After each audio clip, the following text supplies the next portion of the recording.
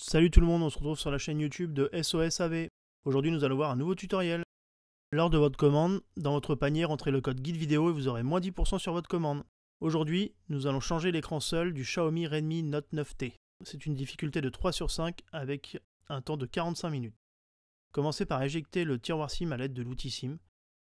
Insérez le médiateur en métal ou l'outil iSesamo entre la coque arrière et le châssis de l'écran pour déclipser le bas de la coque arrière. Maintenant, avec le levier en nylon, faites le tour du téléphone pour déclipser entièrement la coque arrière de celui-ci. Faites attention sur la partie gauche du téléphone, vous retrouverez la nappe Power Volume ainsi que le lecteur d'empreintes digitales qui sera encore connecté à la carte mère.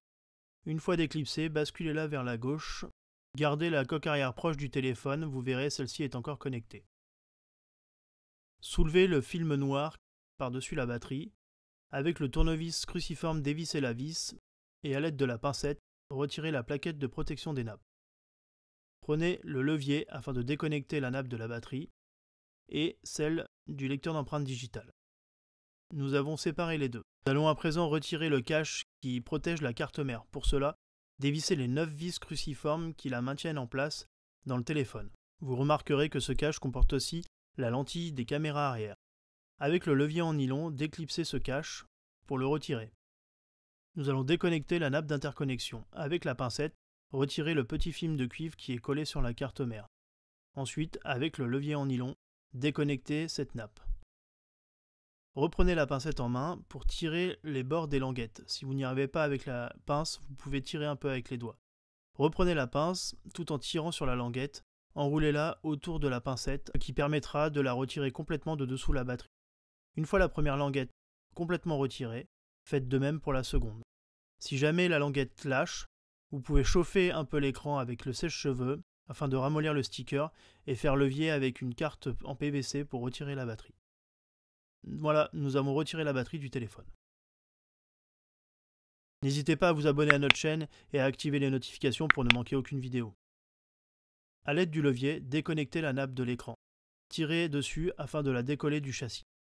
Passons sur l'écran. Chauffez le contour de l'écran environ 20 à 30 secondes avec un sèche-cheveux ou un décapeur thermique. Insérez le médiateur en métal ou l'outil iSesamo entre l'écran et le châssis du téléphone. Commencez par décoller tout le bas du téléphone et essayez de passer sous le LCD pour que cela soit plus facile. Une fois le LCD apparent, glissez le levier ou une carte en PVC pour décoller complètement l'écran du téléphone. Faites bien passer la nappe dans le châssis pour l'enlever. Avant de venir mettre le nouvel écran, n'hésitez pas à le brancher sans le coller pour faire un test. Nettoyez les résidus de colle ou de verre qui se trouvent encore sur le contour du téléphone, puis venez appliquer la colle B7000 sur tout le contour du téléphone. Faites bien attention à ne pas en mettre sur la grille de l'écouteur de l'oreille ou sur la caméra avant. Retirez les stickers de protection qui se trouvent sur le nouvel écran en bas et sur l'œillet de la caméra avant. Passez la nappe de l'écran dans le trou du châssis. Appliquez bien l'écran sur le téléphone. Regardez bien si celui-ci adhère partout. Nous allons remettre la coque arrière sur le téléphone car nous allons utiliser des pinces afin de mettre sous presse l'écran pendant au moins une bonne heure. Le fait de remettre la coque arrière évite aux pinces d'appuyer sur les composants du téléphone. L'écran recollé, reconnectez la nappe de l'écran sur la carte mère et à l'aide du levier, venez la plier légèrement de façon à ce que celle-ci soit plate sur le châssis. Passons sur la batterie. Séparez les deux stickers universels. Venez appliquer le premier sticker sur les dessins de la batterie en laissant dépasser légèrement la partie noire pour que celle-ci vienne par-dessus la batterie. Appuyez bien dessus pour que celui-ci adhère sur la batterie. Faites de même pour le second. Retournez la batterie. Retirez la protection bleue qui se trouve sur les languettes noires et rabattez-les sur le devant de la batterie. Si jamais vous devez redécoller votre batterie, vous aurez les languettes à porter. Retirez la protection violette qui se trouve sous les batteries, la première puis la deuxième, et installez la batterie dans le châssis du téléphone. Attention à la nappe d'interconnexion, basculez-la vers le bas pour placer la batterie. Reconnectez la nappe d'interconnexion sur la carte mère et recollez le petit film en cuivre sur la partie de la carte mère. Placez le cache carte mère dans le téléphone.